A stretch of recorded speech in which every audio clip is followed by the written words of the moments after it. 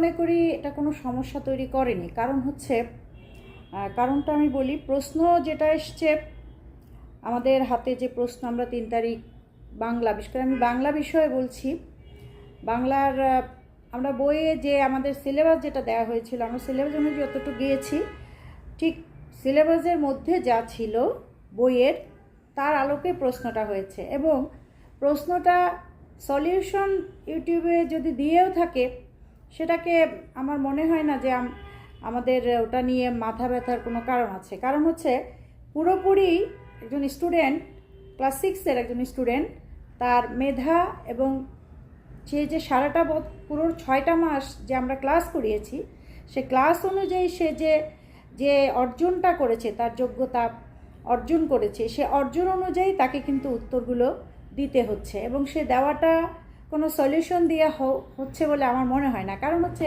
প্রশ্নের প্রথম যে ধাপটা ছিল, তোমার বিদ্যালয়ের প্রতিষ্ঠা বার্ষিকী উপলক্ষে একটি অনুষ্ঠান হবে, সেই অনুষ্ঠানের আলোকে অনুষ্ঠানটা করার জন্য দুটো ভাগ থাকবে, একটা হচ্ছে আলোচনা অনুষ্ঠান আর একটা হচ্ছে মানে সাংস্কৃতিক অনুষ্ঠান। তো এই আলোচনা অনুষ্ঠানের বা সাংস্কৃতিক অনুষ্ঠান পরিচালনার জন্য তোমাকে স্টুডেন্টকে বলা হয়েছে, তুমি 5 জন বা 7 জন তোমার বিদ্যালয়ের ভিতর থেকে যারা তোমার সাথে সংশ্লিষ্ট, অনুষ্ঠানের সাথে সংশ্লিষ্ট থাকবে, তাদের মধ্যে থেকে 5 জন ব্যক্তির নাম সিলেক্ট করো। এখন নাম সিলেক্ট করতে গিয়ে স্টুডেন্ট যদি সে মুখস্থ, সে ইউটিউবে কি দেখে আসলো, সেটা দিলে তো হবে না। কারণ হচ্ছে তার স্কুলের টিচারদের নাম দিতে হবে, তার প্রিন্সিপালের, তার কি বলে প্রধান শিক্ষক, তার বাংলা, ইংরেজি বিভিন্ন শিক্ষকদের নামগুলো সাজেস্ট করতে হবে, সাংস্কৃতিক বুঝেন এরকম টিচারদের নাম সাজেস্ট করতে হবে তাকে। তো 5টা নাম দিয়ে যখন একক কাজ করবে, তখন কোনো সলিউশন দিয়ে এটা হবে বলে আমি বিশ্বাস করি না। কারণ কোনো সলিউশন আসলেই সেটা হচ্ছে না। কারণ প্রশ্নটা এখানে যে তার বাস্তব অভিজ্ঞতা থেকে তাকে এই মানে নামগুলো সাজেস্ট করতে হবে। তা আমি এটাই মনে করি যে ইউটিউবে যেটা বের হচ্ছে বা হবে, বের হয়ে যাচ্ছে, তো সেটা আমি মনে করি না যে কোনো মানে আমার পরীক্ষার উপরে কোনো প্রভাব বিস্তার করতে পারছে।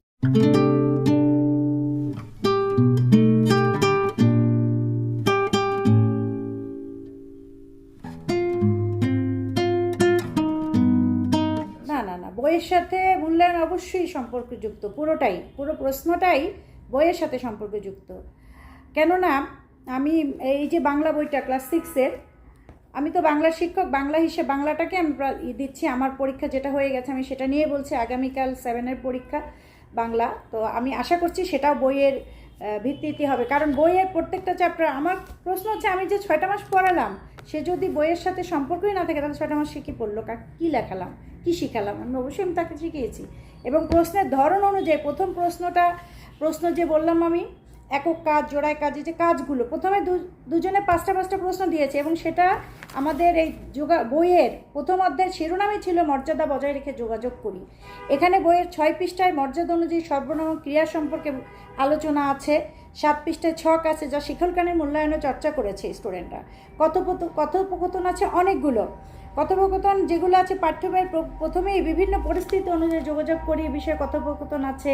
তারপরে অনুশীলনে কথোপকথন আছে প্রায় 6-7টি, যা আমি ক্লাসে প্রত্যেকটা স্টুডেন্টকে ক্লাসে এগুলো চর্চা করানো হয়েছে, লেখানো হয়েছে, পড়ানো হয়েছে, বা ওদের মধ্যে ওরা 2জন 4জন যে কজন মিলে একটা কথোপকথন হয় সেরকম অভিনয় করানো হয়েছে।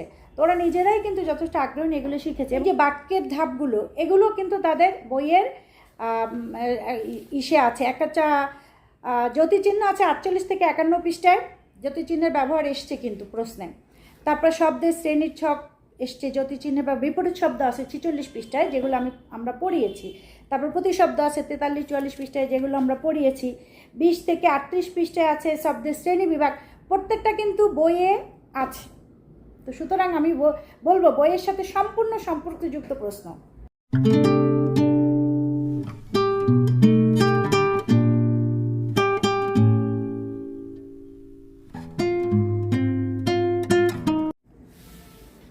এখানে বলা হয়েছে পাঠ্য বইয়ের সাহায্য নেওয়া যাবে, প্রশ্নের উপরে লেখা আছে নির্দেশনা বুঝতে সমস্যা হলে শিক্ষক ও সহপাঠীর সাথে আলোচনা করতে পারবে, প্রয়োজনে পাঠ্য বইয়ের সাহায্য নেওয়া যাবে, তবে আজকে সমস্ত আলাপ ও কাজে প্রমিত ভাষা ব্যবহার করতে হবে। বইয়ের প্রথমেই এটা ছিল, প্রশ্নের প্রথমেই এটা লেখা ছিল।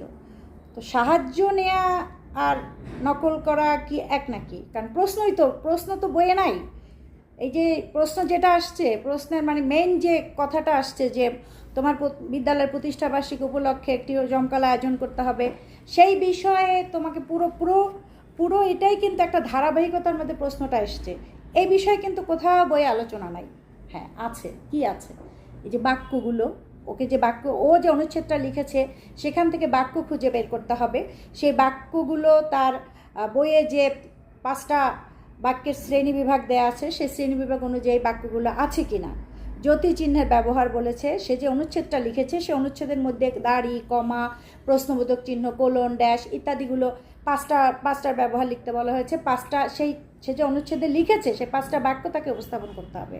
তার অনুচ্ছেদের মধ্যেই যে শব্দগুলো আছে সেখান থেকে তাকে শব্দের শ্রেণী নির্বাচন করতে হবে, কোনটা বিশেষ্য, কোনটা বিশেষণ, কোথায় সর্বনাম আছে, আবার মর্যাদা বজায় রেখে সে চলছে কি না সেটাও দেখার বিষয়। তখন সে কখন বইয়ের সাহায্য নেবে। হ্যাঁ, ধরেন সে একটা বাক্য বুঝতে পারছে না, বাক্যটা সে লিখেছে, তার অনুচ্ছেদটা সে পড়ার পরে সে দেখছে যে এখানে আমি এই আবেগসূচক বাক্যটা খুঁজে পাচ্ছি না, এখানে আবেগসূচক বাক্যটা সে ভুলে গেছে কি, তখন হয়তো সে আবেগসূচক বাক্যটা কি সেটা সে দেখতে পারবে, কিন্তু তার অনুচ্ছেদের মধ্যে আবেগসূচক বাক্য কোনটা এটা কিন্তু তাকে নিজেকেই খুঁজে বের করতে হবে। এটা কিন্তু সে বইয়ে লেখা নাই, এটা তার বইয়ে লেখা নাই। তো সুতরাং আমি মনে করি না যে পাঠ্য বইয়ের সাহায্য নিয়ে, আমরা শিক্ষকরা তো তাদেরকে সাহায্য করছি, আমরা শিক্ষকরাও তাকে সাহায্য করছি যে হ্যাঁ তুমি এটা লেখো, এইভাবে লেখো, ওভাবে লেখো, তাকে গাইডলাইনটা দিচ্ছি। তো এটা নকলের পর্যায়ে আমি মনে করি না যে কোথাও নকলের পর্যায়ে আছে এটা।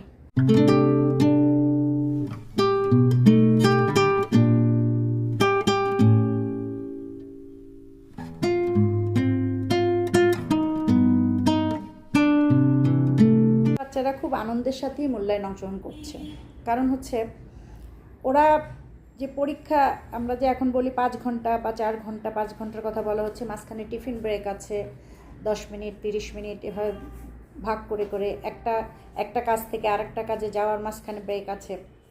ওরা কিন্তু আনন্দের সাথেই পরীক্ষা দিচ্ছে। কারণ আমি সবসময় মুখস্থকে না বলা পছন্দ করি, নিজে থেকে 2 লাইন লিখতে পারলে, 2টো অক্ষর তৈরি করতে পারলে সেটাই তো শিক্ষা।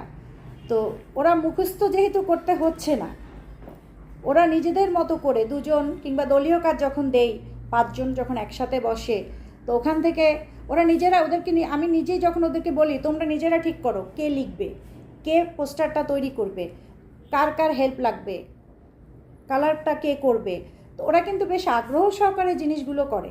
তো সেখানে কোনো রকমের 5 ঘন্টা কেন, আমার মনে হয় আরও বেশি হলেও সমস্যা হতো না, কারণ ব্রেক আছে। এবং তবে 5 ঘন্টা লাগে না, সাধারণত একটু কমই লাগে। আবার কোনো বিষয়ে লাগে, শিল্প সংস্কৃতিতে লাগে, অন্য জীবন জীবিকায় লাগে, সব সাবজেক্টে লাগে না, কোনো বিষয় লাগে। আমি একজন শিক্ষক হিসাবে আমার মতে বাচ্চারা বেশ আনন্দের সাথে এই 5 ঘন্টা ব্যয় করে।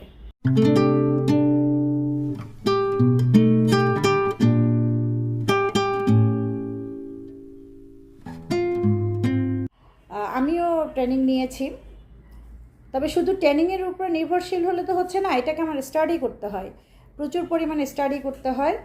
এবং আমার যে টিজি গাইডটা দেওয়া হয়েছে আমার বিষয়ভিত্তিক, সেই গাইডটাকে একবার পড়ে আমি কিন্তু ওটা আত্মস্থ করতে পারিনি, ওটা কয়েকবার পড়তে হয়েছে। আমি শিক্ষকতা করি অনেক বছর, 9-10-এ যেমন আগের 9-10-এর প্রশ্নের ধারাবাহিকতা মুখস্থ হয়ে গিয়েছিল, এখন কিন্তু সেটা নাই।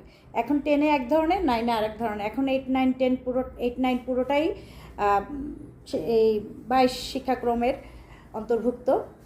তো 8-9-এ ওদের টিচারদের পড়তে হয় প্রচুর, আমাকে প্রচুর স্টাডি করতে হয়। স্টাডি না করলে আসলে আমরা পারবো না, এটা ট্রেনিং তো আমরা নিয়েছি, কিন্তু স্টাডি করাটাই হচ্ছে মেইন বিষয়।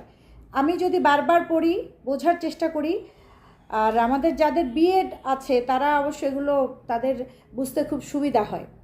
আর বিএড না থাকলেও নিজের চেষ্টা করলে, ট্রাই করলে, স্টাডি করলে, আমি স্টাডির উপরই জোর দিই, কারণ আমি নিজে প্রচুর স্টাডি করি এটা নিয়ে।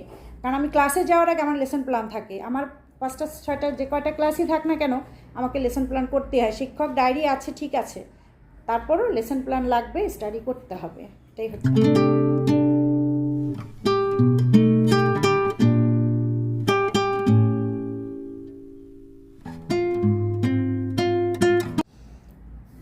সারা দেশের প্রেক্ষাপটে শোনা যাচ্ছে অনেকেই এখনও অনেকে ট্রেনিং পান নাই, কিংবা যারা পেয়েছেন হয়তো সব জায়গায় ট্রেনিং ঠিক মতো হয় নাই। এছাড়া আসলে সারা দেশের বিষয়টা অনেক বড় বিশাল ব্যাপ্তি বিষয়, তো এটা আরও ট্রেনিং প্রয়োজন। আমি মনে করি যে আরও অনেক ট্রেনিং প্রয়োজন, প্রচুর ট্রেনিং প্রয়োজন টিচারদের জন্য, শিক্ষকদের এই নতুন কারিকুলামটা অ্যাবজর্ব করার জন্য বা এটাকে কার্যকরী করার জন্য, যেটা বলা হয় কার্যকরী করার জন্য ক্লাসরুমে শিক্ষকদের আরও ট্রেনিং প্রয়োজন।